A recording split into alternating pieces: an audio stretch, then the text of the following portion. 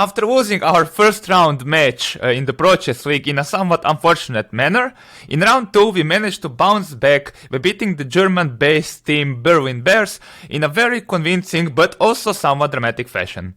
In this video we are going to go through the match by examining some of the most interesting moments and highlights that happened on the board. I really hope you will enjoy. So first we are going to take a look at the game between our board 1, that's Bogdan-Daniel, and the opponent team's board 4, Josefina Heineman, that happened in the first round of the match.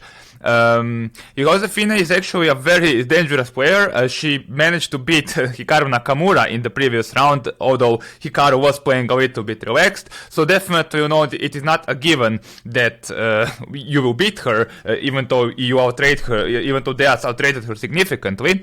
But even though he had somewhat suspicious position out of the opening, he managed to outplay her, and we joined the game on move 25. We can see that the king side is completely locked, so white doesn't have any direct attacking chances, whereas cloud storms are gathering on the queen side for white.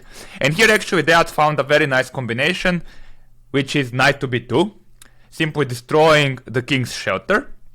The point is that after king to b2, which is basically forced, because what else, queen to c3, king to b1, there is this move queen to b1 check, that is also a double attack on the loose knight on f4. A very nice spot and a very nice tactic from Deak. And after bishop to b3, queen to f4, this is still not the end of the variation, because after rook d4, queen f5, we can see that this queen is a little bit uncomfortable, it is short on squares. And after bishop c2, like, okay, you could play queen h3 and then it is also winning, but Deak made a very practical decision because he was also low on time, and he played rook to c2. For those of you who have seen the last week's video highlights, or highlights from the week 1, you will notice that there he also beat the opponent's board 4 with the exchange sacrifice, and this time he does the same, and it is also very much correct, because after queen to c2, queen to f3, black has a very solid structure. These rooks don't have any open files to operate.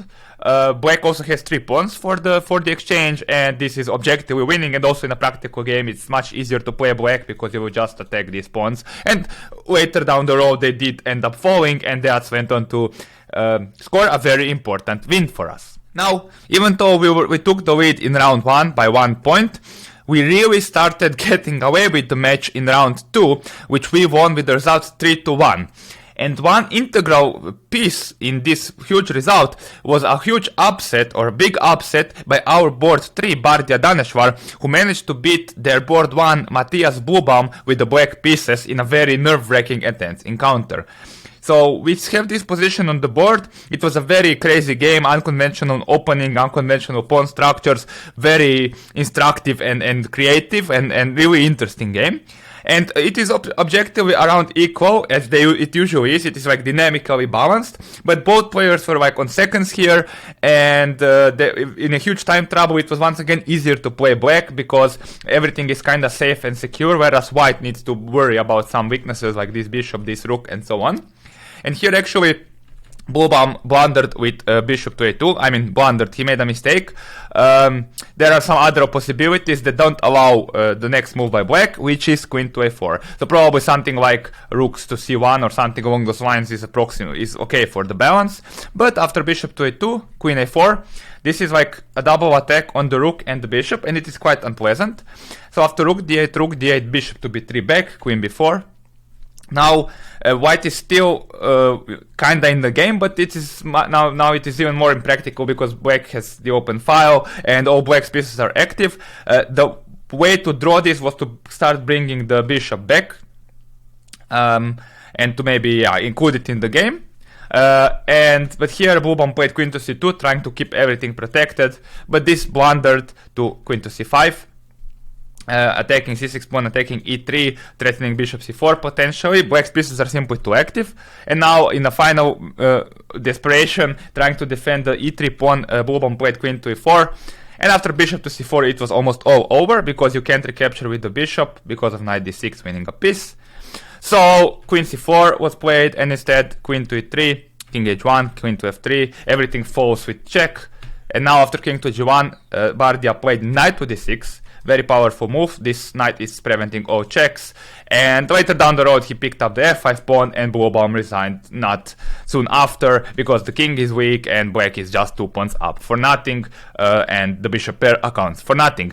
So yeah, after beating Ray Robson in previous week, Bardia scores another important victory that put us very much into the driver's seat in this match. After 2 rounds, we were winning the match by a huge margin, 3 points, 5.5, 2.5.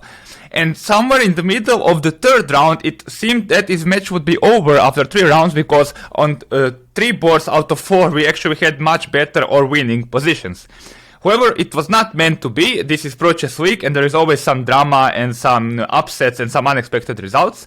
And one game that kinda still kept the match going for Bears was the one between our new player Yilmaz Mustafa, who had his debut for the Croatia Bulldogs, the Turkish #1, against their board 1 Bluebaum Matthias, the strong German grandmaster.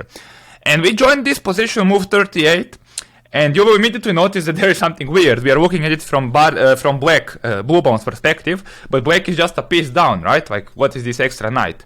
And as a matter of fact, Yilmaz was playing a brilliant game. He completely outplayed Bluebaum, and he was winning for the entire game. However, Bluebaum didn't want to go away, and he kept posing some practical problems, and now a mutual time trouble was reached. And here Bluebaum gave this check, rook to e1, and here, instead of playing king to h2, which is correct, and then after rook e4 figuring out how to take it, how to win from there, Yilmaz made this blunder rook f1. And this is a surprising mistake, but the problem is that after rook to h1, f1, rook f1, rook e4, you have this double attack on the queen and the knight. And after queen to f2, which is the only way to protect the knight on d4, there comes queen h6, king g2, and rook h4. And suddenly, out of nowhere, there is this mate threat looming on h1, and white can't actually keep protecting the knight, because the knight is also on the attack. And after rook queen g3, rook d4, all of a sudden, black is actually the one who is better. They have an extra pawn. The game saw some craziness involving f6, and there were some opportunities for Mustafa to save the draw, but of course after such a swing it was impossible to come back, and he actually ended up losing the game. And another very shocking game from the 3rd round was the one between their board 3 Bezold Michael and our board 4, the famous Roebers, a young Dutch international master who is progressing very quickly and making some noise in the chess world. So similarly as with Mustafa game, Elina was completely winning through the entire game. And as we can see here, she has this massive pawn center, better placed pieces, the queen is on h3, and so on. And yeah, but she was also very low on time. And in time pressure, she decided to play rook c4, sacrificing the exchange. This is a fully correct exchange sacrifice, but it does raise the stakes a little bit. You need to be more precise here. And it increases the probability of things going wrong if you don't find the right moves. And this is actually what happened after bishop takes c4, knight e5, rook e2, knight f3, king f1. Here, for a move like e3, trying to open up the king would be completely crushing. But when short on time, Elina played queen c6, trying to get this pawn and then infiltrate with the queen from this side. However, the problem is that this allows the white queen to activate via queen h5, queen c4, queen b5, queen f7, queen b3. And now, all of a sudden, white is back in the game because they managed to exchange queens. And okay, due to this nice center and the powerful knight, I think matters are still not super clear. But actually, in a very dramatic and nervy encounter, Elina went on to lose the game. And this meant that instead of winning the match in round 3, we actually lost it 3-1, and suddenly the gap was reduced to only 2 points before the final round, and the match was pretty much on. So yeah, those were nervy moments and tense moments for me as a manager, because when I was watching, I thought, oh, we almost won, and then all of a sudden you have to deal with these swings and the probability that maybe the match can completely change. With that being said, that round 3 wouldn't be a complete disaster for our team. It was, again, Daneshvar Bardia who shined, who has been pretty much on point the entire season, and here he beat their board for Josefine Heinemann with the black pieces, with the help of a very nice tactical blow, knight to b3. The point of this is to basically remove this knight and get in bishop to b5. And here, Josefina took. Maybe it was better to play something like rook a3 and then play this position, or to steal after knight d4, bishop d4, c4, bishop b5, black wins the exchange, but at least they had to give this good dark square bishop. After knight to b3, bishop b5, queen e3, bishop f1, queen f1, queen to b3, black was just an exchange up, and Bardia actually went on to convert this advantage, which did provide that 1 point for us in round 3. Fortunately for us, the comeback was not to happen, because in round 4 we routinely clinched the match and ensured that no surprise would happen, and actually the game themselves were not particularly highlight worthy in my opinion. So instead I have actually decided to showcase this game, because this was the first game of the round 4 that finished, and actually it still did give Bears some hope, because the opponent's board 4 Josephine Heineman beat our board 4 Elena Roebers. So it was a very interesting game featuring a very crazy Sicilian. And here we have this position where white has kind of captured some queenside pawns, but now these pieces are somewhat stuck, and there is some danger to the king. However, white has also opened up the black king somewhat, so it's not particularly clear who is better and why. However, unfortunately, Aline, who wasn't, was probably tilted after that loss to Bezold, played the move queen to g1 here, which is a blunder. What she should have done, she should have taken on h7, and because then black wouldn't have the open f file, for example, king h8, queen g1, and this is a better version, because now there is no like knight f2 checks that will happen in the game. Instead she played queen to g1 immediately, but the problem is that after fg6 this is all over, because knight f2 is coming. This is why it was important not to allow the opening of the f file.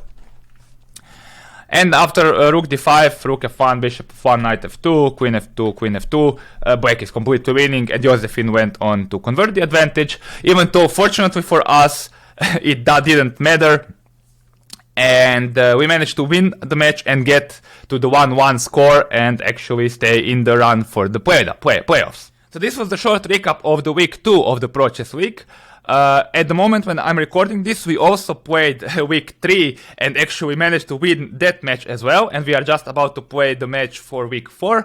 So yeah, stay tuned for more events.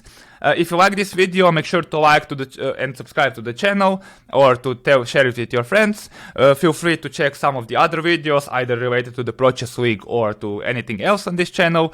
And I will be seeing you in the next video very, very, very soon. Thank you for watching, and goodbye.